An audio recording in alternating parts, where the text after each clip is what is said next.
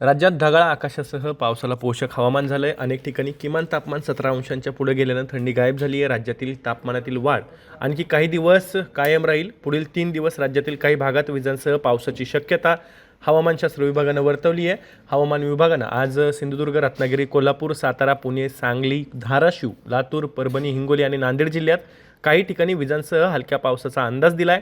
उद्या म्हणजेच गुरुवारी रत्नागिरी, सिंधुदुर्ग, पुणे, कोल्हापूर, सातारा, सांगली, सोलापूर, लातूर आणि धाराशिव जिल्ह्यात काही ठिकाणी विजांसह हलक्या पावसाचा येलो अलर्ट देण्यात आला आहे। तर परवा म्हणजे शुक्रवारी रत्नागिरी, सिंधुदुर्ग, सातारा, पुणे, सांगली, सोलापूर, धाराशिव, बीड, लातूर, हिंगोली आणि नांदेड जिल्ह्यात काही भागात हलक्या पावसाचा अंदाज हवामानशास्त्र विभागानं वर्तवला आहे। गुरुवारी म्हणजेच 5 डिसेंबर रोजी रत्नागिरी, सिंधुदुर्ग, पुणे, कोल्हापूर, सातारा, सांगली, सोलापूर, लातूर आणि धाराशिव जिल्ह्यात काही ठिकाणी विजांसह हलक्या पावसाचा येलो अलर्ट देण्यात आला आहे। तसंच रायगड, नगर, नाशिक, जालना, बीड, परभणी, हिंगोली आणि नांदेड जिल्ह्यात काही ठिकाणी विजांसह हलक्या पावसाची शक्यताही हवामानशास्त्र विभागानं वर्तवली आहे।